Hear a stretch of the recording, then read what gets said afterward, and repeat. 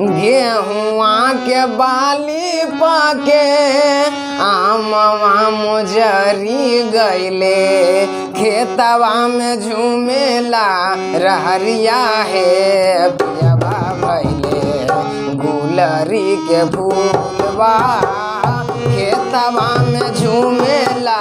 रहरिया है पियवा भैले गुलरी के फूल गेहुआ के बाली पाके आमवा मुजरी गईले गेहुआ के बाली पाके आमवा मुजरी गईले खेतवा में झूमेला रहरिया है पियवा भैले गुलरी के फूलवा खेतवा में झूमेला रहरिया है पियवा भैले गुलरी के